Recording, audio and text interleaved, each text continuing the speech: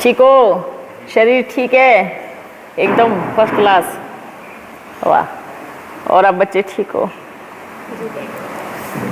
बाबा विचार चल रहा था मुरली में आज बाबा ने कहा कि 36 प्रकार का भोजन बनेगा सत्युग में। तो आपने तो कहा कि वहाँ खाली फल खाएंगे देवताएं। तो 36 प्रकार का भोजन कैसे? तो क्या 36 प्रकार का फल नहीं होगा? 36 प्रकार के मेवे होंगे वहाँ, फल होंगे। तो कोई पकाएंगे नहीं ऐसा? पक्का नहीं होगा। प्रकृति आपको एकदम तैयार करके देगी पूरी अच्छे से। बच्चे देखो, पहले जब बोलते हैं ना राजा महाराजा हार जाते थे ना, तो वो जंगलों में जब रहते थे तो क्या पकाते थे, क्या खाते थे? नेचुरल जो फल है, जो घास फूस है, वही खाते थे। और ताकत रहती थी। दही का नदी बहेगी। ये एक कहने माफिक है, दूध दही का नदी बहना का अर्थ क्या होता है बच्चे? जैसे यहाँ पे आज 10 गिलास दूध में जितनी पावर है ना, वहाँ पे 1 गिलास पानी में इतनी पावर होंगी। मिठाइयाँ भी नहीं होगी? मिठाई तो इधर खाओ ना। अब इससे तो संगम युग पे बड़ी मिठाइयाँ खिला रहे हैं। अब चीनी नहीं होगी तो मिठाई कहाँ से होगी? वहाँ शक्कर ही नहीं होगी, वहाँ गन्ने की खेती नहीं होगी, तो मिठाई किससे बनेगी? फिर वहाँ डॉक्टर बन के आएंगे क्या शुगर टेस्ट कराने हैं? फिर बताओ, एक हॉस्पिटल खोल देते हैं उधर, देवताओं का चेकअप करते रहना बैठ के। इसलिए अभी जितना करना है, मिठाई है अभी जो भी खानी है, ये संगम युग पे, इसलिए हीरे तुल्य क्यों बोलते हैं? यहाँ हीरे जैसा जन्म होता है कि जब पिता आता है ना, बच्चों से सारी चीज़ों से भरपूर करता है। पर जब देवताओं का राज्य होता है, इसलिए क्या कहते हैं कि ब्रह्मा भोजन तो देवताओं को भी नसीब नहीं होता। इसका मतलब क्या है? ब्रह्मा भोजन में क्या क्या होता है, गिन के बताओ अभी। पहले भी फल बहुत मीठे होते थे। और गिनो गिनो क्या क्या बनता है, ये बच्चा बताएंगा, बड़ा खाया है एकनी पुलाव और तो पनीर की सब्जी, क्या जलेबी होली को बनाते हैं। भूल गए ना, इतना खाया है ना, याद भी नहीं आ रहा कि कौन कौन सा डिश था।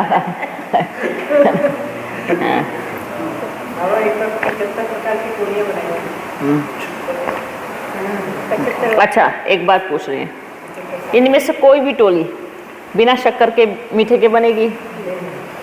बनेगी? नहीं बनेगी ना। तो जब वही जड़ ही नहीं रहेंगी सतयुग में, तो मिठाई कहाँ से बनेगी? सोचो। आज भी कहीं कहीं स्थान पर फल इतने मीठे होते हैं ना, शक्कर को भी फैल कर देते हैं। ऐसे ऐसे फल होते हैं, वो मिठाई का काम करेंगे, है ना। ये जो ऐसा थोड़ी कि रोज वहाँ पे आपको तेल चढ़ेगा, रोज तलेंगे, पूरी हलवा बनाएंगे, ऐसे करेंगे। किचन वो होगा, बराबर होगा, अच्छी व्यवस्था होगी, पर ऐसा नहीं होगा। इसलिए देवताओं के शरीर में इतनी ताकत होती है। आप सोचो, पहले अभी 100 साल पहले उबला हुआ खाना खाते थे तो भी कितनी ताकत था उसमें, और अब उसको कितना भी टेस्टी बना के खाओ पर शरीर की ताकत खत्म हो गई। तो सोचो, अगर देवताएं एकदम ऐसा बना करके वैरायटी खाएंगे तो 100 साल से पहले ओम शांति हो जाएगा ना उनका। बुरे हो जाएंगे, जल्दी चले जाएंगे, फिर बीमारी हो जाएंगी। ज़्यादा मिठाई खाएंगे तो शुगर हो जाएगा, है ना। तेल खाएंगे तो कोलेस्ट्रॉल बढ़ जाएगा। हाँ, वहाँ डॉक्टर नहीं होंगे ना, इसलिए तो बोल रहे वहाँ डॉक्टर ही नहीं होंगे। इसलिए पूछ रहे हैं ना, चलना है क्या डॉक्टर बन के? वहाँ प्रकृति ऐसी होगी, वहाँ मट्टी ऐसी होगी कि ऑटोमेटिक अच्छे फल। हाँ, वहाँ अनाज ही अलग प्रकार का होगा, ऐसा नहीं अनाज नहीं होगा, अनाज ही अलग प्रकार का होगा। इतना सब में एक जो बोलते हैं ना, जैसे बहुत ज़्यादा मीठा जब खाते हैं तो शरीर में कितनी बीमारियाँ लगती है। तो बच्चे, वहाँ का जो रहन सहन है जो बाबा ने कहा बच्चे जो खाना है अभी खा लो, नहीं ये आस लेके मत जाना कि वहाँ पे आपको ये सब चीज़ें मिलेंगी। बाबा ने बाप की याद में शरीर छोड़े तो सीधा सत्युग में आएंगे, ब्रह्मा बाप की याद में शरीर छोड़े तो भी सत्युग में आएंगे ना, देवताओं की याद में, कृष्ण की याद में शरीर छोड़ दिया तो भी सत्युग में ही आएंगे। लेकिन किसी ने खान पान के चक्कर में शरीर छोड़ा तो सीधा द्वापर युग में आएंगे। आचार्य आता है। हाँ, तो खान पान में शरीर छोड़ा तो क्या होगा, ज्यादा द्वापर में मिलेगा आपको वो सब चीजें, खान पान। यहाँ पतित शरीर को पतित भोजन मिलता है, वहाँ पावन शरीर को पावन। प्रकृति बड़ा अच्छा भोजन देती है। देखो यहाँ पे प्रकृति जितना देती है उसका आप 70% 75% उसको अपने तरीके से तैयार करते हैं, ऐसा ही है ना। लेकिन वहाँ पे 80% प्रकृति तैयार करेगी, मात्र 20% आपकी तैयारी होगी। 20 से 25% आप तैयार करेंगे, 80% प्रकृति तैयार करेगी। तो ताकत किस में हुई, ताकत किस में हुई, जो 80% प्रकृति ने तैयार करके दिया। आपने 80% आपने तैयार किया तो बीमार आप पड़ेंगे, प्रकृति ने तैयार किया तो आप कभी बीमार नहीं पड़ेंगे। ये फर्क है आप में और प्रकृति में, ये दोनों एकदम अलग अलग चीजें हैं। अब तैयार कौन कर रहा है, अब कौन कर रहे हैं, सब वो मनुष्य आत्माएं कर रहे हैं। अच्छा रही पनीर की बात, रोज पनीर खाते हैं, अब बताओ सतयुग में पनीर कहाँ से आएगा। वहाँ क्या कैल्शियम की कमी होगी जो दूध पीना पड़ेगा। कृष्ण मक्खन खिलाते हुए दिखाते हैं, वो विश्व का मक्खन खाते हुए दिखाते हैं। सत्युग की बात सही, इसको बंद कर दो, बंद कर दो। सत्युग की बात सही, सत्युग की बात सही का मक्खन खाते हुए दिखाते हैं। बच्चे दूध की जरूरत किसको पड़ती है, जिसके शरीर में ताकत ना हो और जिसके शरीर में एक विटामिन की कमी होती है, वही तो दूध पीता है ना। वहाँ तो अपने बच्चे का, अपना माँ अपने बच्चे को ही दूध पिलाएगी, दूसरे को बच्चे को दूध क्यों पिलाएगी, विचार करो, है ना। अपने बच्चे को दूध पिलाएगी। अगर गाय का बच्चा हुआ तो सिर्फ गाय का बच्चा ही दूध पिएगा, इंसान का बच्चा दूध नहीं पिएगा, है ना। तो एक शोभा होगी गाय की, क्योंकि ये भी प्रकृति की डेकोरेशन है ना। गाय है, शेर है, हिरन है, ये सब क्या है, ये मोर है, ये सब प्रकृति की डेकोरेशन है ना। जैसे घर में कोई एक व्यक्ति अकेला थोड़ी रहेगा, उसके साथ उसका सामान भी तो रहेगा ना, समझ रहे हैं। एक व्यक्ति अगर घर में एकदम अलग रहे तो कितने दिन रह सकता है। तो जो डेकोरेशन साथ में एक व्यक्ति के साथ 100 सामान आएंगे तो क्या है उसकी डेकोरेशन। सत्युग में भी क्या आएगा, सब प्रकृति के साथ प्रकृति डेकोरेशन करेगी ना। चलते फिरते अच्छे लगेंगे, दिखते हुए, मोर नाचते हुए अच्छे लगेंगे, गाय चलती हुई एकदम साफ सुथरी अच्छी लगेगी। तो ये प्रकृति की डेकोरेशन होगी। बाबा वहाँ पहाड़ी जो होती है, बाबा ने आपने कहा था कि सीधे सीधे ऐसे तीखा तीखा पहाड़ है, वहाँ भी पशु पंछी की तरह पहाड़ हो, तो ये पूरा उथल ये पूरा उथल पुथल, ये जो ऊपर के पहाड़ है ना, ये सब नीचे आराम से चले जाते हैं। वहाँ जो प्रकृति होगी ना, वो उसकी वो बनाएंगी, चित्र बनाएंगी। प्रकृति भी पहाड़ों में चित्र तैयार करेगी, किसी भी चीज़ का चित्र तैयार कर दिया। जैसे प्रकृति अपने आप में बड़ी चित्रकला है ना। क्या पेंटिंग बनाती है। आज भी कहाँ कहाँ ऐसे स्थान हैं जो कितना सुंदर चित्र बनाया है। कोई मनुष्य की ताकत थोड़ी है कि इतनी ऊपर चढ़ के कोई चित्र बना देगा। तो ये चित्रकला किसने की, प्रकृति अपने आप में बड़ी खूबसूरत है, इतनी खूबसूरत है वो अपने आप ही। वो सारे चित्र क्या क्या परफेक्ट लगेगा, क्या क्या अच्छी लगेगी। पर्वत तो बनाएगी पर उसमें ऐसी शेप देगी दूर से दिखने में बड़ी सुंदर लगेगी। ये पिघल जाएगा ना, तो बाढ़ कहाँ से आएगी, पानी कहाँ से आएगा भी। हाँ, जो हिमालय है, पर्वत है, बर्फ़ से वो बर्फ़ का ही तो पर्वत है ना, तो पिघलेगा तो पानी का लेवल बन जाएगा। इसलिए तो 3 हिस्सा पानी रहेगा और 1 हिस्सा सतयुग रहेगा, टापू रहेगा। बोलते हैं सोने की द्वारका को समुद्र के बीचों बीच दिखाया हुआ है। क्यों? चारों तरफ पानी होता है, बीच में सोने की द्वारका होती है। ऐसे ही सतयुग ऐसे ही रहेगा, बीच में बड़ा सुंदर टापू रहेगा, ना कोई टेंशन कि कोई दूसरा राज्य आकर के आक्रमण करेगा। शांति से सब एकदम सुकून से रहेंगे। ये टेंशन तो द्वापर युग से पलने शुरू हो जाती है। देखा कोई कोई कहाँ से आया, कोई कहाँ से आया। सब सतयुग में देखो, देवताओं में सतयुग और त्रेता जब देवताओं का राज्य होता है तो राज्य को खुशी से दे करके चले जाते हैं शरीर छोड़ के। द्वापर युग आया तो छीन के लेते हैं, है ना। एक होता है राजपाट को आप बिठा देना उस गद्दी पे जो लायक हो, एक होता है मार करके किसी को चढ़ जाना गद्दी पे। दोनों में फर्क है ना। जब ये शुरुआत हो जाती है, छीन के राज्य लिया जाता है, तब सृष्टि पतित की तरफ चलती है, भ्रष्टाचार की तरफ चलती है। ठीक है बच्चे, देखो अब पहले भी अपन ने बोला कि पहले जो भी बाबा ने सुनाया या अपन ने जो भी मूल्य चलाई शरीर में थे, तो पूरी तरह से साफ शीशा नजर नहीं आता था, देह का पर्दा बीच में आ जाता था। अब क्या है, देह का पर्दा बीच में नहीं है, तो सतयुग की सारी चीज़ें स्पष्ट हो जाती है। पहले बच्चे बराबर अच्छा भोजन कराते थे, राजाओं के जैसा भोजन करते थे, तो वो संस्कार था, है ना। सोचा कि सतयुग में ऐसे ही होगा, पर जैसे ही, क्योंकि बाबा भी पूरी तरह से शरीर नहीं खोलते हैं, बाबा बोलते हैं खुद पुरुषार्थ करो, अपने आप पता लगाओ, मैं क्यों बताऊं। अपना बाबा बड़ा होशियार है। अच्छा मैं आपको बताऊंगा तो मेरे को सबको बताना पड़ेगा, ये तो चीटिंग हो जाएगी, तो मैं तो बच्चों के साथ चीटिंग थोड़ी करूँगा। आप अपना पुरुषार्थ ऐसा करो जो आपको सतयुग के साथ साथ करो होना शुरू हो जावे। फिर क्या हुआ, जैसे शरीर छूटा तो एकदम आईना साफ नजर आया।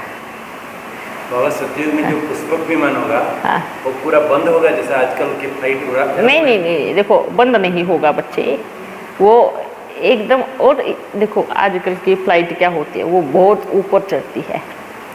पुष्पक विमान को ज़्यादा ऊपर जाने की ज़रूरत ही नहीं है, जो पैक करना पड़े, बड़ा अच्छा नज़ारा होगा। और पल्लू उड़ते हुए जो दिखाते हैं ऐसा होगा? ऐसा तो कुछ नहीं होगा, वो तो एक शोभा दिखाई है कि भाई वाह कितना अच्छे से उड़ते हुए जा रहे हैं, शोभा दिखाई है। तो ये वहाँ इतनी तेज आंधी तूफान भी नहीं होगा। वहाँ का जो विमान भी है ना, प्रकृति चलाएगी।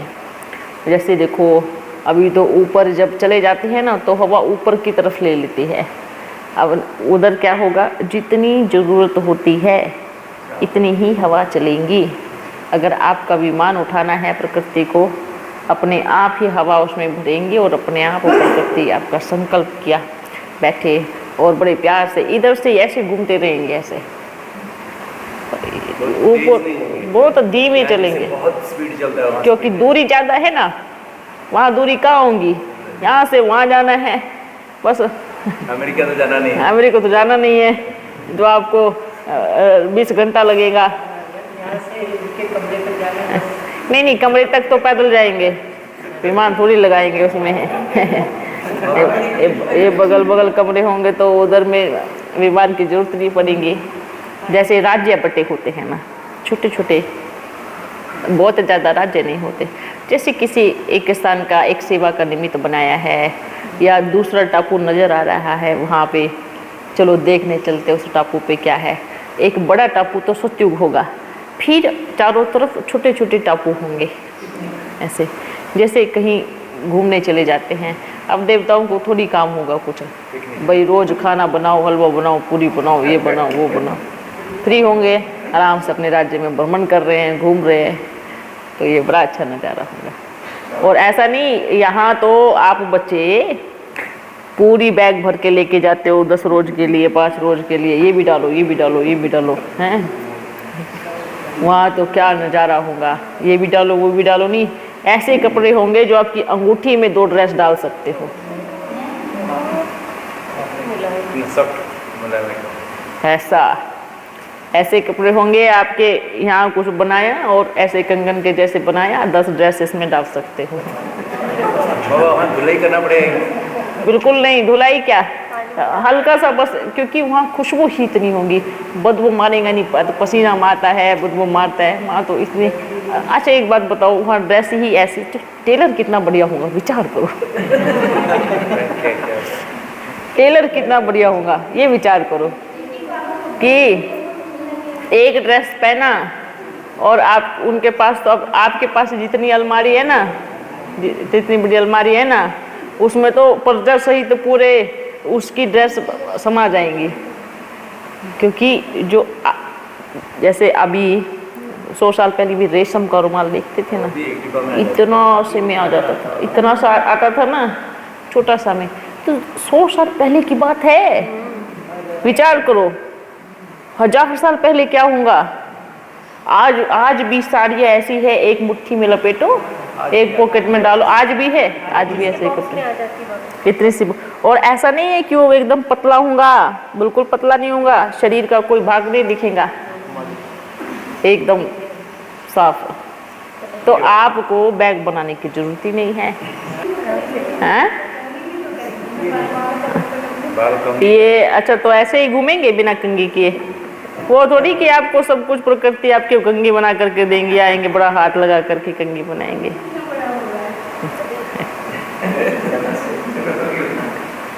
वाह वाह, कितना बड़ा होगा, इतना सा कंघी होगा, ठीक है। नहीं, वो बोलते कितना बड़ा होगा बोल रहे, देखो। हाँ सही, कृष्ण के जन्म के पहले ये वाले विमान चालू है।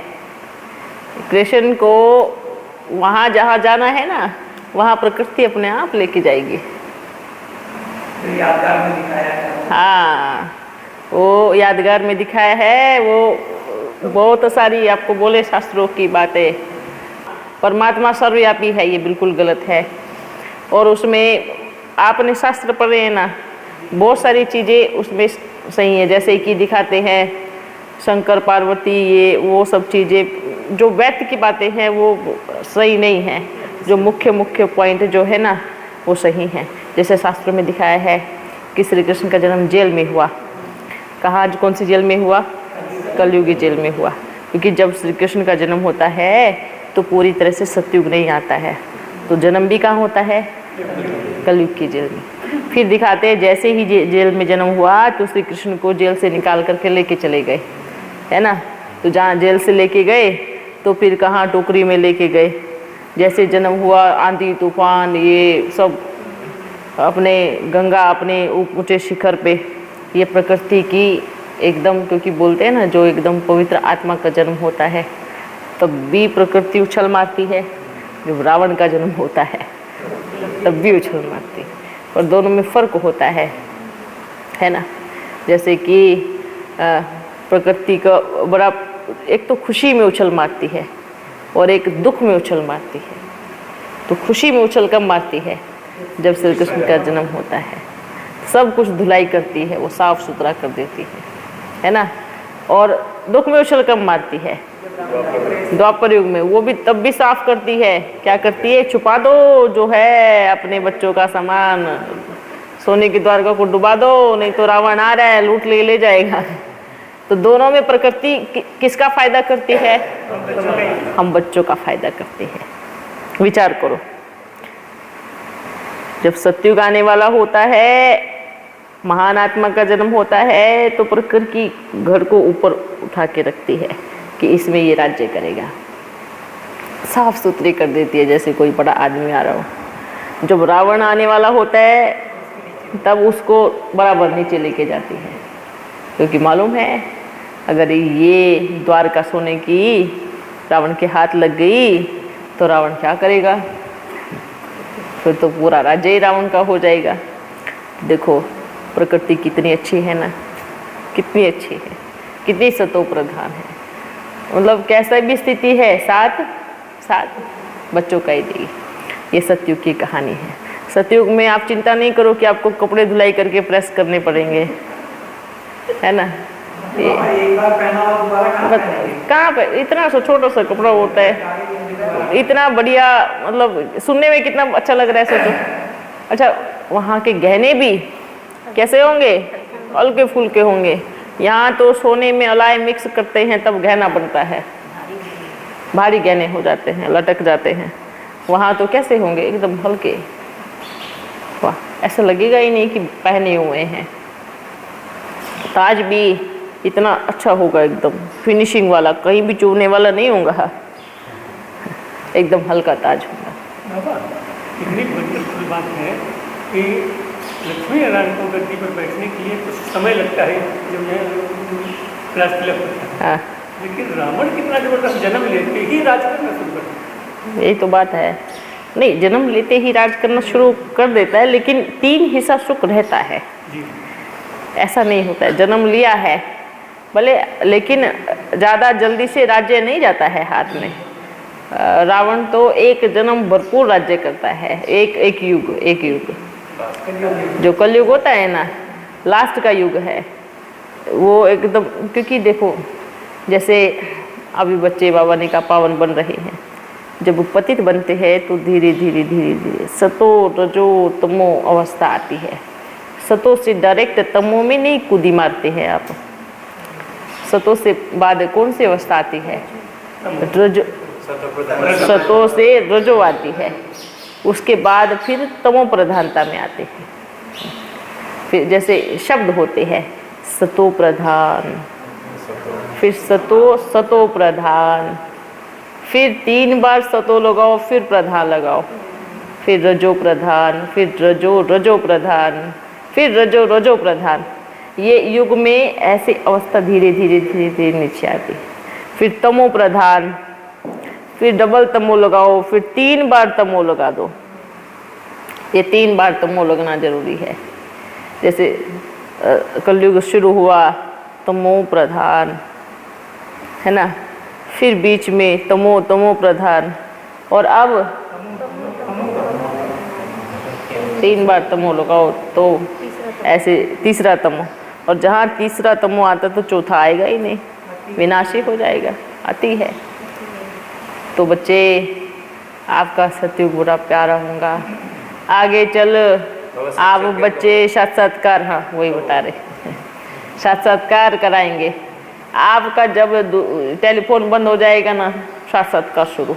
जैसे आदि में किसके पास टेलीफोन था क्या, तो जो 14 साल बच्चों को बाबा ने गुम किया तो किसके भरोसे कैसे रखा, सबको सतयुग के नज़ारे दिखाए, साक्षात्कार कराया। वाह वाह, बच्चे बड़े जाते थे, बच्चियाँ ऊपर रह जाती थी, बोलता हम नहीं जाएंगी नीचे, हैं ऊपर इतना अच्छा लग रहा है बाबा, नीचे क्या करेंगी जाके। अपन भी सोचते थे बाबा अपन को भी तो कराओ, है ना। बाबा ने 2-3 साक्षात्कार करा करके जिम्मेवारी की टोकरी बड़ी अच्छी रख दी। अब आपको साक्षात्कार नहीं करना है, आप बच्चियाँ साक्षात्कार करेंगे। ये भी वंडरफुल बात है। तो अपन सुन के बड़ा खुशी होती थी, वाह क्या देख के आई बच्ची, क्या देख के आई। वहाँ तो पहले संदेशी का पाठ भी बड़ा पक्का होता था, नंबर 1 बोलते हैं संदेशी का पाठ को। आज का संदेशी का पाठ क्या है बताओ, है अलाय मिक्स हो गई है ना। पहले तो बाबा बड़ी चेकिंग करते थे, मम्मा बड़ी होशियार थी। बाबा आप साक्षात्कार पे भरोसा करना, बल तीनों कन्याओं को अलग अलग कमरे में बिठा दो, जाओ बाबा से संदेश लेके आओ। जब ये ऐसी जो होशियारी वाली चीज़ है ना, ये मम्मा ही देती थी। क्यों ये मम्मा बड़ी होशियार बताती, बाबा एक बार करो, तीनों को अलग अलग बिठाओ, तीनों का साक्षात्कार अगर मैच कर जावे ना तब वो मान लेना ये राइट संस्कार है, ये राइट साक्षात्कार हुआ है। अगर तीनों अलग अलग दिशा में बोल रही है ना तो चौथी संदेशी को बुलाओ, फिर उसको बिठाओ, तीनों को कैंसिल कर दो। देखो पहले क्या होता था ना, मम्मा बड़ा ऐसी ऐसी पॉइंट मतलब डालते थे। क्या बाबा कभी अपन सोच में पड़ते अपन ने ये क्या शादी किया बच्चे हुए, पर इतना अनुभव अपन को नहीं आया जितना ये छोटी कन्या आकर के बताती है। छोटी कन्या आकर के बताती है बाबा ऐसे करो, बाबा ऐसे करो। सोचते थे लो ये तो अपन से भी आगे जा रही है।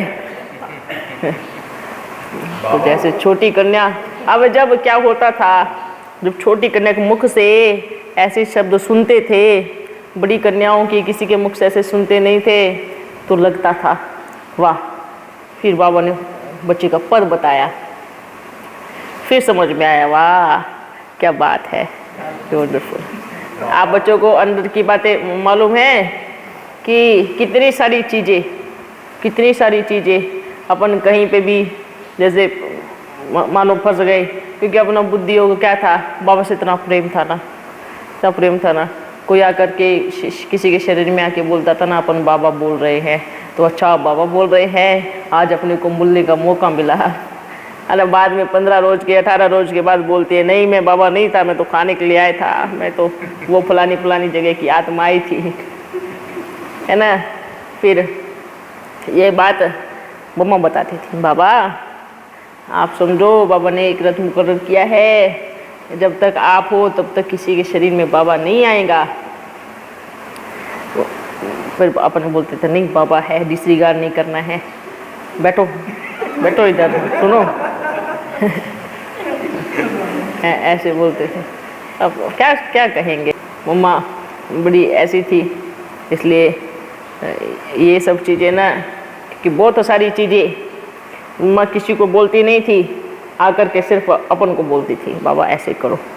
जब पता था सारी बच्चियों ने अपन को घेरा हुआ है, मिलने का मौका नहीं है, तो एक चिट्ठी लिखती थी, फिर वहाँ रख के आ जाती थी, बाबा एक चिट्ठी रखी है पढ़ लेना जब आपको समय मिले।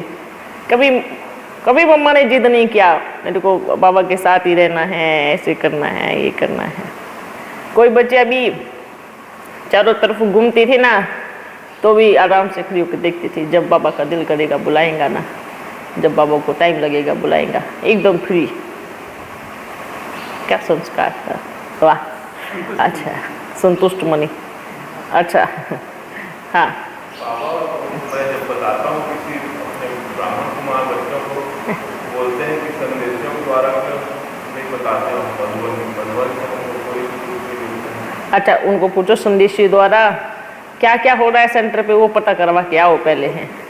मैं बताता हूँ आप इसको याद कहाँ से बताएंगे बताओ।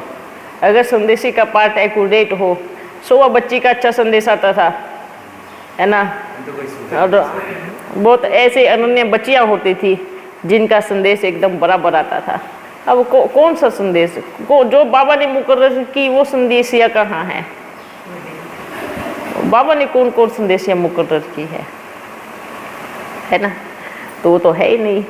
तो इसलिए क्या करना है, बल कोई भी बच्चे, सबका अपना मत है, सबका योग अपने तरीके से, हर को बाबा अपने बच्चे बाबा को अपने तरीके से याद करते हैं। जैसे बाबा याद में अनुभव कराते हैं, तो वही पहले भी बताया था, वो आपके लिए है, पर आप उसको सबके लिए बोलते हो, ऐसा नहीं करो।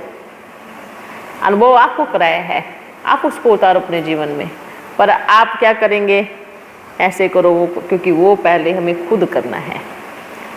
बोलते हैं ना प्रैक्टिकल खुद करना है। कोई भी साइंस का साधन हुए, कोई भी एक्सपेरिमेंट करते हैं, तो पहले थोड़ी पब्लिक में आप कर दो। ऐसा हुआ है कि रूल होता है क्या कभी? आप साइंस वाले हो, आप पहले किसी छोटे चीज़ पे उसका एक्सपेरिमेंट करेंगे, खुद पे एक्सपेरिमेंट करेंगे, फिर आप उसको पब्लिकली करते हैं। ऐसा ही होता है ना, ये सब चीज़ें होती है ज्ञान की। पहले खुद पे यूज करो, फ़ायदा देखो, और फिर आप सब की तरफ, क्योंकि ये ऐसा नहीं है सुना और सुना दिया, सुना उतारा फिर आगे सुनाया,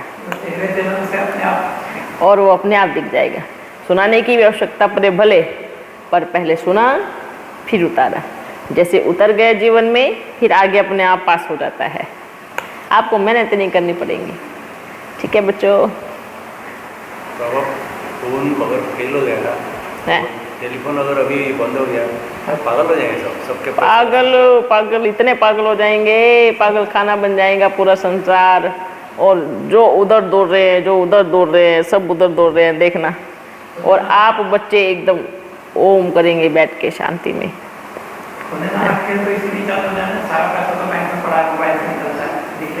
निकलेगा नहीं, एक दूसरे के घर में छापा मारेंगे, एक दूसरे के घर में करेंगे। लेकिन बाबा ने क्या कहा, इसलिए बाबा बच्चों क्या बोलते हैं, कब सोचो अपने आप को कि कहाँ खाने में तो आसक्ति नहीं है।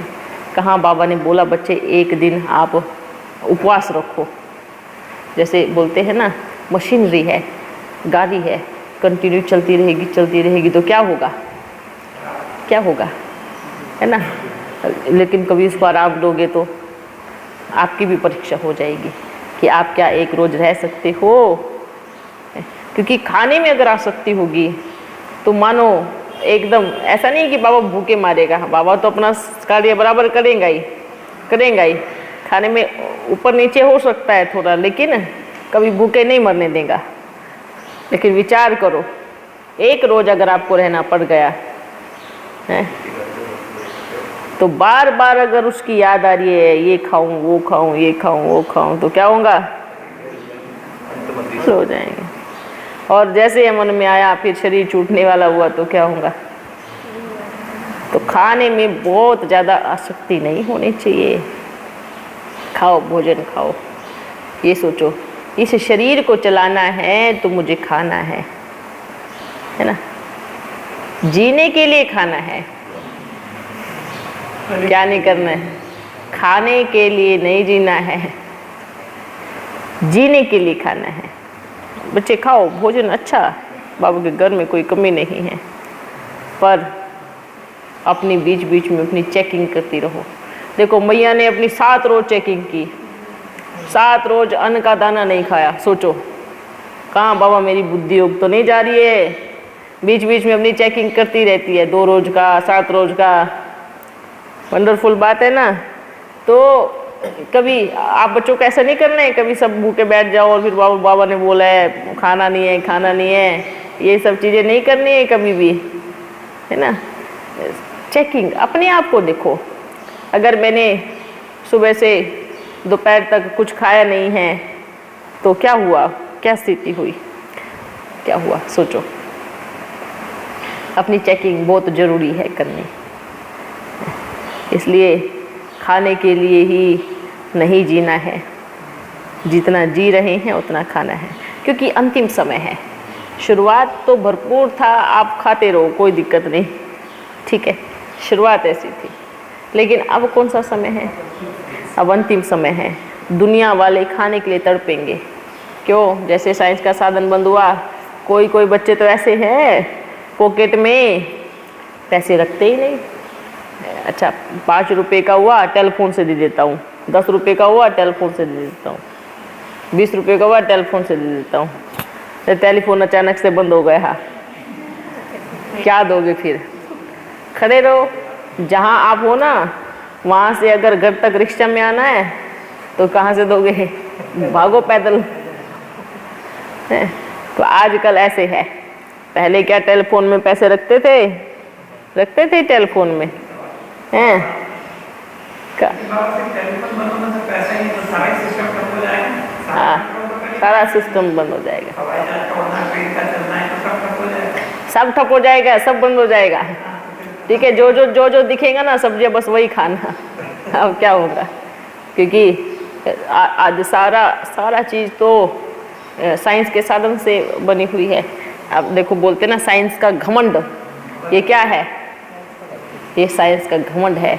और चाहे कोई भी घमंड चाहे किस में भी हो वो टूट जाया करता है ना। अब साइंस को कितना घमंड है, सबको बिजी कर दिया है टेलीफोन में, कर दिया ना, है ना। बिल्कुल वो आने वाला है। अब देखो समय कितना है, क्योंकि फिर तो आपके 4G के बाद तो एक स्पीड ज़्यादा रहेंगी शिव जी की, शिव जी का टावर लग जाएगा। को मिलता है कि कोई एक देश खत्म हो गया, हाँ, दूसरा देश खत्म हो गया। अभी तो आने वाला समय बड़ा नाजुक है। अच्छा बच्चों, सफल करना आप बच्चों की जिम्मेवारी है। बाप तो समय समय पर इशारा देते रहेंगे। अच्छा बच्चों, टोली लेके आओ सबके लिए। सब ठीक है, खुश है ना? वंडरफुल है।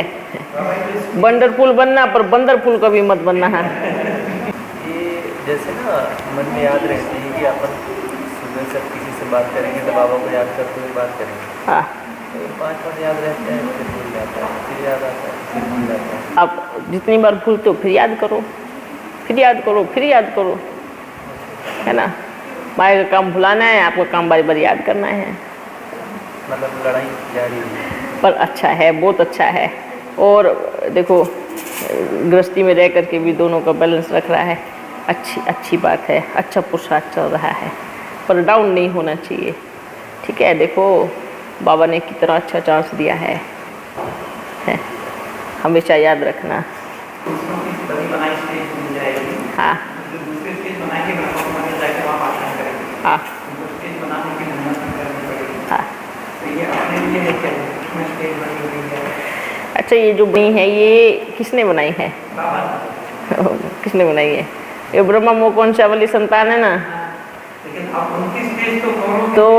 तो कहाँ जाएंगी वो? तो नहीं, स्टेज को रो की नहीं हुई है, स्टेज पे खड़े होने वाले करो हो गए हैं। दोनों में अलग अंतर है। स्टेज बाबा की ही है, बाबा की ही रहेंगी। सेंटर भी बाबा का ही है, बाबा का ही रहेगा। समझ में आ रहा है? आप देखते जाओ ड्रामा क्या होगा। ठीक है, बस नज़ारे देखो, वाह क्या होने वाला है। ये भी ड्रामा बड़ा वंडरफुल है। देखो जैसे ये धरती है ना, इस धरती को क्या बोलेंगे? धरनी पतित हो गई है। तो धरनी पतित हो गई है। धरनी कैसे पतित हुई है? धरनी पे रहने वाले पतित हैं, कहाँ भूल जाते हैं। ऐसी अपवित्र धरनी पे भगवान आएगा? धरनी कहाँ से अपवित्र है? धरनी कहीं अपवित्र है क्या? हुई है क्या? पहले इंसान की बुद्धि भ्रष्ट हुई, बुद्धि भ्रष्ट ने धरनी में वाइब्रेशन डाला, तो धरनी में वह वाइब्रेशन गए। अब मानव देवताएं धरनी पे आएंगे तो धरनी कैसी हो जाएंगी? पावन हो जाएंगी। तो ये पतित अपने आप नहीं बनती है। ये जो अवस्थाएं आती है ना, तमो सतो रजो तमो, ऐसे परिवर्तन होता जाता है। वाइब्रेशन, ये वाइब्रेशन से तो आपका टेलीफोन चल रहा है। देखो किससे चल रहा है? तो जो आपको मालूम है, बराबर याद है कि वाइब्रेशन से टेलीफोन चल रहा है। इसका कोई तार थोड़ी जुड़ा है नेटवर्क की तरफ कि भाई टावर की तरफ हर किसी के तार जुड़े हुए, नहीं ना। क्या कैच कर रहा है? वाइब्रेशन। तो जब हमारा वाइब्रेशन इतना पावरफुल होगा, 10 बच्चे बैठ करके आज आगे देखना, पहले भी बोला था, 1 लाख बच्चे बैठ करके एक साथ ओम की ध्वनि करेंगे ना, तो ये सारी ओम की आवाज़ें ऊपर जा कर के टकराएंगी और वहाँ की लाइन सब बच्चों के साथ जुड़ जाएंगी, है ना। फिर ये जो आवाज़ जो आप सुनते हो ना, ऐसा गुंजन होगा जैसे पूरे ब्रह्मांड में गूंज रही है आवाज़ और खाली हो गया है और चारों तरफ से आवाज़ निकल रही है। ओ, अब कोई ज्ञान नहीं रहा, सब खत्म हो गया। 1 सेकंड का ज्ञान है ओम। ब्लैक होल से भी ओम की आवाज़ निकल रही है। देखो वो अभी तो धीमी है ना, लेकिन जब आप बच्चों की आवाज़ एक साथ ओम करेंगे बैठ करके, देखना वहाँ से फुल फोर्स में वो आवाज़ आएंगे। मतलब ये ना, ये एक छेद होगा, आप समझ रहे ना, एक छेद हो जाएगा जैसी सबकी आवाज़ें ऊपर जाएंगे, क्योंकि एक बड़ा टावर बन जाएगा। अगर मानो 10,000 बच्चे भी बैठ करके करते हैं, ये भी एक टावर का काम करता है। 10,000 एक जगह बैठ करके 10,000 अलग अलग कोनों में बैठ करके ओम करेंगे तो ये अलग अलग टावर बनेंगे और ये टावर फिर वहाँ जा कर के कनेक्ट होंगे, क्योंकि आपकी ओम करने से सीधा ओम ऊपर जाता है। ओम कहाँ जाता है? ऊपर, नीचे की तरफ नहीं आता है। जो नीचे की तरफ आता है वो पतितपना है, जो ऊपर की तरफ जाता है वो पावन चीज़ें है और वो अच्छी वाइब्रेशन। आपका ओम जैसे ऊपर की तरफ जुड़ेगा तो ऊपर से आपके साथ कनेक्ट हो जाएगा। ठीक है, इसलिए बोलते हैं अंतिम समय में एक ही चीज़ आप सबके मुख से ओम। गलती से भी कोई चलता चलता ओम, ऐसे खाना खाया तो मुख से ओम, ऐसे चीज़ें निकलती है। तो इस सब चीज़ों पे ध्यान रखना। कहाँ भी आप बैठे हो, अकेले हो, तो क्या करना है? बैठो, बोलो। बैठे बैठे अपनी खटिया पे बैठे हो, अपनी इस पे बैठे हो, गद्दी पे बैठे हो, करते रहो बच्चे, ओम करते रहो। कोई नुकसान नहीं है, फायदा ही फायदा है, फायदा ही फायदा है। आपको तो आने वाली परिस्थितियों के संकेत भी मिलने लगेंगे। आपका माइंड इतना साफ हो जाएगा कि आपको आने वाला क्या होने वाला है ये भी दिखने लगेगा। आप उससे किनारे होकर के भी जा सकते हैं, क्योंकि जब ये हमारा कनेक्ट, ये सबसे शक्तिशाली चीज़ है ना, शक्तिशाली चीज़ है ये। तो आपने कहा था मनमोहिनी दीदी को कि अंत में ये सत्युग की आदि संख्या तो देखोगे ना इन आंखों से, जब एक ही साथ सभी एक ही संकल्प करेंगे तो ही जाके सृष्टि का परिवर्तन होगा। ये संकल्प करेंगे, ओम का ही संकल्प करेंगे तभी सृष्टि का परिवर्तन होगा। क्योंकि एक संकल्प कौन कर सकता है? बच्चे, आप किसको क्या संकल्प दोगे? मानो आपने बोला कि आप ये संकल्प लो, जरूरी थोड़ी सब अपनी अपनी मर्जी से करेंगे। वो आपकी बात क्यों माने? और आपने जो बोला है वो सही है क्या? वो क्यों सोचेंगे इस बात को? लेकिन ओम करने से सब आपके साथ खड़े हो जाएंगे, सबका संकल्प एक हो जाएगा। ठीक है, इसमें चाहे मतलब हिंदू हो या फिर जैन हो या फिर कोई और हो, सब एक करना ओम, सब आपके साथ संगठित रूप में करना शुरू हो जाएंगे। ये संकल्प जैसे ही ओम किया, सबके मन में तेजी से दौड़ेगा, इतनी रफ्तार से दौड़ेगा, फिर सबके मुख से निकलता रहेगा और तभी सृष्टि का परिवर्तन होगा। तो ये परिवर्तन का समय अब आ गया है। सोचो, क्योंकि आप ये नहीं सोचो कि सेवा धीरे धीरे चल रही है, सेवा बहुत रफ्तार पकड़ चुकी है। आप बच्चे यहाँ बैठे हो, बाप बाहर देख रहे हैं। ठीक है, हाँ हाँ,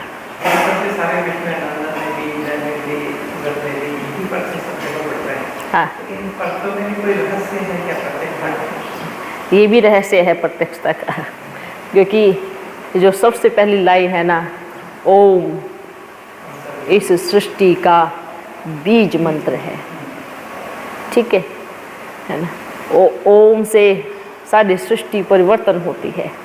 तो ये जो बीज जिसको बोल दिया ना, बीज पूरे वृक्ष का बीज है, बस तो यही पहुंच गया। क्योंकि सृष्टि पूरा संसार का बीज मंत्र ही ओम है। तो ये 1 सेकंड का ज्ञान बाबा बोलते थे ना बार बार, बच्चे लास्ट में ना 1 ही सेकंड का ज्ञान बच जाएगा। 1 सेकंड में मुक्ति और जीवन मुक्ति दोनों प्राप्त हो जाएंगी, है ना। जिन्होंने संकल्प किया, हे परमात्मा मुझे इस आवागमन के चक्र से मुक्त करना, मुझे ज़्यादा टाइम वहीं रहना है, आप फिर करते हो अच्छा बाबा बोल देता था तू ठीक है आप जाओ बैठो परम धाम में। जो बोलते हैं बाबा मेरे को सत्युग की दुनिया में आपके साथ रहना है, लक्ष्मी नारायण के जैसा मेरे को बनना है। और आप सोचो आने वाले समय में तो सबके नज़रों में श्री कृष्ण की मूर्ति बस जाएगी, तो शरीर भी किसकी याद में छोड़ेंगे। धरती पर आने वाला की याद अगर आएगी तो बोलते हैं ना अंत मते सो गते। ठीक है, क्योंकि बाबा तो वापिस आने वाला है नहीं। अब जब होगा ना एकदम जय जयकार, वाह नन्ना मुन्ना श्री कृष्ण आने वाला है, तो सब के मन में उसकी सूरत बस जाएगी। तो जैसे उसकी याद आई, फिर बाप की याद आई, तो क्योंकि हमेशा याद रखो इस सृष्टि पर आने के लिए इस सृष्टि का संकल्प बहुत जरूरी है। अगर आपके मन में इस सृष्टि का कोई चेहरा या कोई संकल्प नहीं आया तो फिर आप ज़्यादा समय परमधाम में बाप के साथ रुकेंगे। इस धरती पर आना है तो एक सूरत या एक मूर्त मन में बैठ जाती है ना। अब दूसरी बात, अभी आप बच्चों को लग रहा है नहीं नहीं हम बाबा को याद करेंगे, बोलो बाबा को याद करेंगे। मानो मरने से पहले बाबा ने बड़ा सुंदर साक्षात्कार कराया है, ऐसा नन्ना मुन्ना कृष्ण, ऐसा आपका राज्य होगा, देखो कितनी सुंदर दुनिया है, देखो कैसे देवताएं घूम रहे, देखो कैसा विमान है, ऐसा साक्षात्कार कराया। और अगली घड़ी आपका मरने का समय आ गया तो आपके मन में क्या घूमेगा? पूरा सत्य घूमेगा है। तो क्या हुआ फिर? जिसकी याद में शरीर छोड़ा उसी के पास आना पड़ेगा, है ना बाबा? अब जिसकी याद में, ऐसे इस दुनिया में भी है, अंतिम समय जिसकी याद में शरीर छोड़ा उसी के पास में आना पड़ेगा। अब सतयुग में भी ऐसा ही है, आपने सतयुग की याद में शरीर छोड़ा तो आपको सतयुग में आना ही पड़ेगा, ये पक्का है। हाँ, बाप को याद कर रहे हैं, बाप को याद कर रहे हैं, बिंदु रूप में शिव बाबा आते हैं, याद करते हैं, बड़े प्यार से याद करते हैं, पर साक्षात्कार भी वही कराएगा, उलझाएगा भी वही, मतलब साक्षात्कार में है ना। साक्षात्कार में भी कौन घुमाएगा आपको? बाबा ही, क्योंकि वो चाबी उसी के पास है, वही घुमाएगा। अरे ये सब मेरे को याद करने लगेगी तो सतयुग में कौन जाएगा हैं? तो फिर परमधाम में ही रहेंगे। परमधाम निवासी को याद करेंगे तो नीचे क्या करेंगे? ऊपर ही रहेंगे। तो फिर बाबा क्या करता है?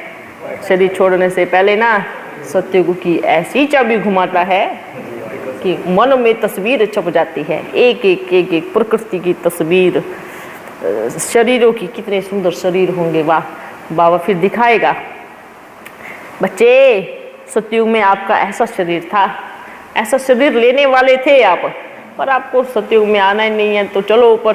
फिर नहीं बाबा आना है आना है बाबा, आना है।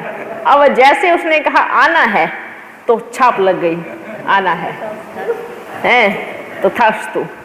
अब मानो इतना सुंदर शरीर है भी, कभी हम भी ऐसे बन सकते हैं, देखेंगे तो क्या मन में संकल्प नहीं आएगा? वाह, नहीं बाबा आना है बाबा आना है। जैसे आना हुआ फिर जाना हुआ, फिर आना हुआ। ये बाबा का बड़ा गहरे गुथिया है ना, बड़ा गहरे राज है। जो समझ जाए वही समझो से आने हैं।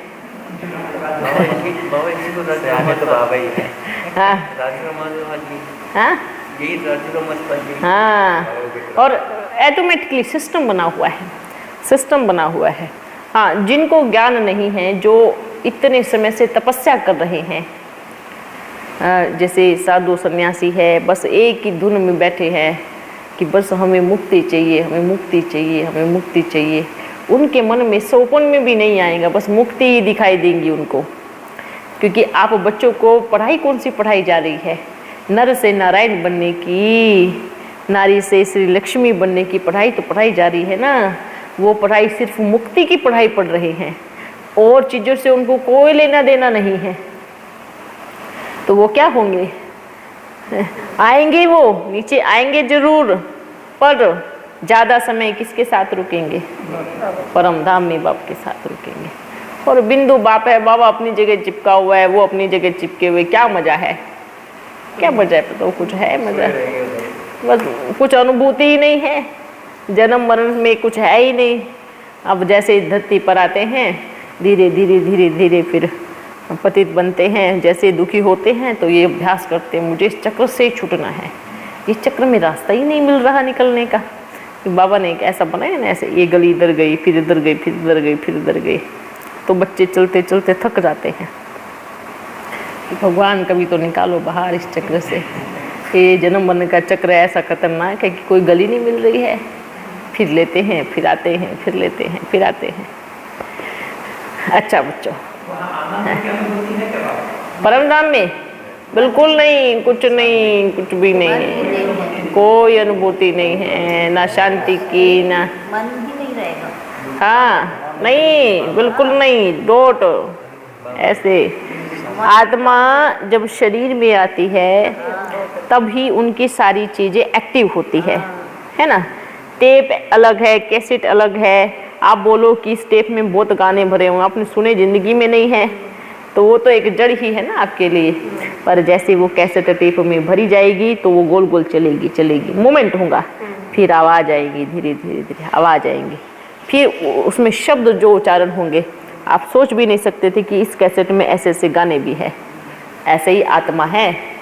आत्मा तो एक ऐसे चिपक गई, बस ऐसे हिलना डुलना भी नहीं होगा कि भाई ऐसे चक्र काट रहे हैं, ऐसे घूम रहे हैं, ये कर रहे हैं, ये भी नहीं होगा, बस चिपक जाएंगी। पर जैसे ही हाँ पार्ट जैसे भरा हुआ है, जैसे सितारे टूट टूट के नीचे आते हैं, बस जब उसका समय आया टूट के नीचे गिर गई, आ गई और अपना कार्य शुरू कर दिया। ऐसा पार्ट चलेगा। शांति भी नहीं होती, पर शांति भी नहीं, शांति होती है पर अनुभूति नहीं होती शांति की, क्योंकि हाँ जैसे अनुभूति करते हैं ना आप, इस शरीर में रह करके आप शांति का अनुभव कर सकते हो, है ना। इस शरीर में रह के सुख की अनुभूति कर सकते हो। क्या सुख है, इस शरीर में रहते आप सब चीज़ की अनुभूति कर सकते हो। पर जैसे ही है तो किस में है ये शरीर में नहीं है, ये आत्मा में है। पर आत्मा में सब कुछ है, पर जब आत्मा शरीर से अलग हो जाती है तो कुछ भी नहीं, दोनों किसी काम के नहीं है। वो भी डोट बन के चिपक जाएंगी, आप भी पड़े रहेंगे भीम के जैसे, मतलब कुछ शरीर हिलेगा नहीं चाहे कितना बड़ा हो, तो ऐसी अनुभूति होती है। आप सोचो, आप कहोगे आत्मा शरीर से निकली, इसके मुर्दे शरीर को क्यों अनुभूति नहीं, आपको अनुभूति हो रही है कि आप शांति में हो, सुख में हो। मुर्दे को क्या अनुभूति होती है, जैसे शरीर मुर्दा ऐसे आत्मा मुर्दा बन जाती है, फिर आत्मा एकदम बिंदु बन जाती है। ओके अच्छा, जैसे आज की मुरली में आपने चलाया ना, बाबा ने मुरली चलाई कि क्रोध कोई करे या वो कुछ ही बोले तो कुछ भी नहीं बोलना है। बाबा मैया का हम लोग इतने साल से देख रहे हैं, तो कुछ जैसे बोलता है ना तो हंस के टाल देते हैं। अभी मैया है, फिर बाद में फिर एक साथ करेंगे ना। नहीं मम्मा बनेंगे ना। देखो शांत भी है ना, दुर्गा का रूप भी दिया है, महाकाली का भी रूप दिया है, शीतला देवी भी है ना, कितने सारे अवतार है। तो ये यहाँ रोल प्ले होने वाले हैं। शीतला देवी देखा है अभी। ठीक है। मधुबन में सबको शिक्षा मिलती थी पहले, क्योंकि शुरू में वहाँ पानी की बड़ी कमी होती थी। पहले सोचो मधुबन बना कैसे होगा मधुबन। बोलते हैं ना, भक्ति मार्ग में दिखाते हैं, जब पांडवों के हिस्से में खंडर भवन आया तो पानी तो था नहीं, खंडर भवन कैसे बनेगा। तो अर्जुन ने उधर ऊपर तीर मारा तो बरसात हुई और महल बन गया। ऐसे ही क्या हुआ, पांडव भवन में भी क्या हुआ, पानी तो था नहीं, है ना, बनेगा कैसे भवन। तो सभी बच्चों ने एक जगह बैठ करके ओम किया संकल्प के साथ, बाबा पानी नहीं है, तो ऐसा तीर मारा, अगले दिन बरसात शुरू, है ना। फिर पानी को भी स्टॉक किया, फिर भवन बना। फिर तो बरसात ने कमाल कर दिया, जब भी भवन बनाते तो रुक जाती, जब पानी की ज़रूरत होती तो बरसात आ जाती। ऐसा प्रकृति ने बड़ा सहयोग दिया। ऐसे आपका मेहनत से बना है, मेहनत से पसीने लगे एक बच्चे के, ऐसा वाह क्या मेहनत की है। उठा करके सिर पे तगारी, पत्थर उठा करके लेके गए, पत्थर तोड़े। छोटे देखो जनक बच्चे कितने छोटे नन्हे मुन्ने बच्चे थे, लेकिन रहने के लिए व्यवस्था बना दी। पहले तो जब शुरू में गए थे तो क्या हाल था, ब्रजकोठी में जाले लगे, चमगादड़ लटके हुए, बुरा हाल। फिर भी थोड़ी सी जगह की सफाई करके सब बच्चों को एक दिन के लिए वहाँ सुलाया है। उसके बाद फिर जैसे सफाई अच्छे से होने लगी तो गवर्नमेंट ने छापा मार दिया, भाई निकलो, ये कोठी हमारी है। तो किसी राजा ने बनाई थी, पर जगह तो गवर्नमेंट की है ना, फिर वहाँ से थोड़ी जगह खरीदी, फिर बनाया।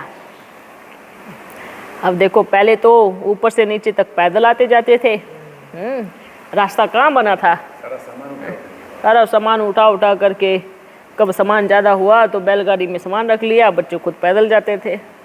साइकिल से शरीर ठीक रहेगा, आपकी ताकत रहेंगी, घुटने कभी फ्री रहेंगे। आज भी साइकिल सबसे बड़ी अच्छी एक्सरसाइज है, अच्छी एक्सरसाइज है साइकिल, तो ये भी शरीर भी ठीक रहेगा। तो ऐसे अपने को करना है। वहाँ तो देखो, जगदीश बच्चा कभी गाड़ी का वो नहीं किया, मेरे को मोटर गाड़ी चाहिए, उनकी मोटर गाड़ी साइकिल थी। और इतना अच्छा बच्चा, अगर उसका कहाँ से कपड़ा फट जाता था, बेचारा अपने आप सिल लेता था, सिल के पहनता था। और ऐसा नहीं कि यज्ञ में था नहीं, पर वो यज्ञ का जिसको सच्चा वफादार कहेंगे, नहीं वेस्ट नहीं जाने देना है, खराब नहीं। बाबा ने कहा देवी मान तोड़ना है, देवी मान तोड़ना है। एक कहेंगे बड़ा एकदम निश्चय बुद्धि पक्का यज्ञ के प्रति, प्राण जाए पर न जाए, ऐसे अनन्य बच्चे भाव है। बहुत ऐसे बच्चे थे पहले जो बाबा के प्रति, पर जगदीश की अपनी क्वालिटी थी, है ना। कभी अपन को भी बैठ के बोलता था, बाबा बाहर ऐसे होता है, क्या करें बताओ आप। कभी भी बाबा ये नहीं कहा मैं ऐसे करूँगा, मेरे को ये करना है, मेरे को वो करना है। बाबा वो बताता था, वहाँ पे सिचुएशन बताता था वहाँ की, ऐसा स्थिति है। और ऐसा नहीं कि एक ने कहा आकर के बोल दिया, एक ने नहीं, पहले सबके दिमाग को चेक करता था कि कितने बच्चे वहाँ के अलग है, कितने अलग है। मेजोरिटी का देखता था, फिर आके बताता मेजोरिटी की संख्या इतनी है क्या करना चाहिए। बड़ा प्यारा बच्चा था। अच्छा बच्चों, चलो अभी चले।